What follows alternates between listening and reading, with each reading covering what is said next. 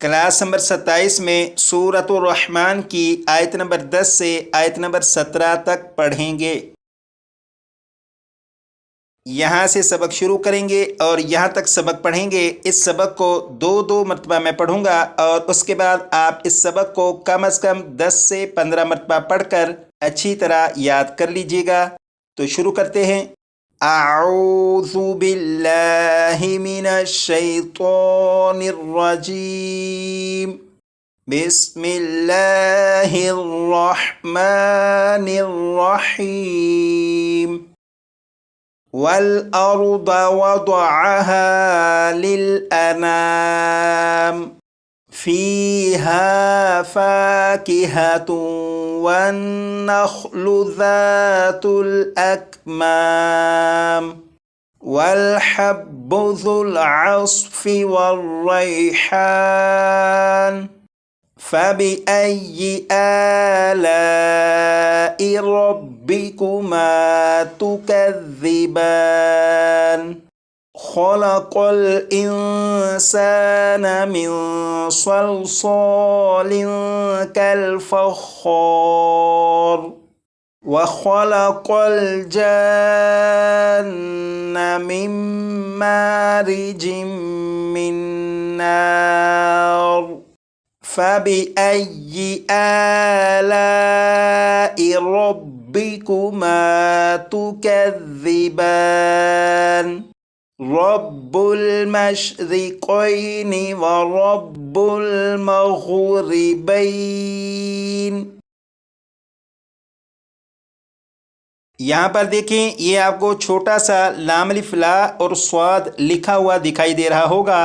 इन दोनों अलामतों पर वक्फ नहीं करेंगे। अब यहाँ पर देखें, ये जो लफ्ज़ है, इस लफ्ज़ में यहाँ पर जीम, जीम के बाद अलिफ है और अलिफ के ऊपर मद है।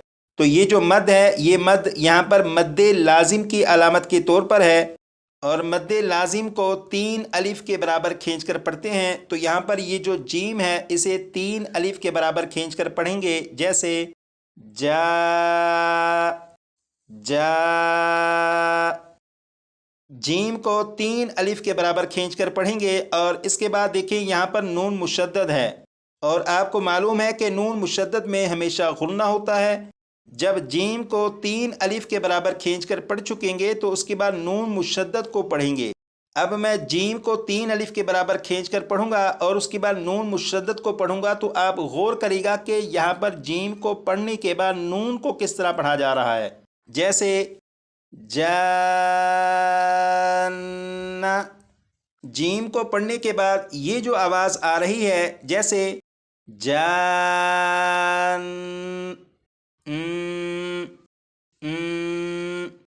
ये नून मुशद्दद को गुन्ना करके पढ़ा जा रहा है। तो इस लफ्ज़ को इस तरह पढ़ेंगे, जान्ना। अब यहाँ से यहाँ तक एक मरतबा फिर पढ़ूंगा।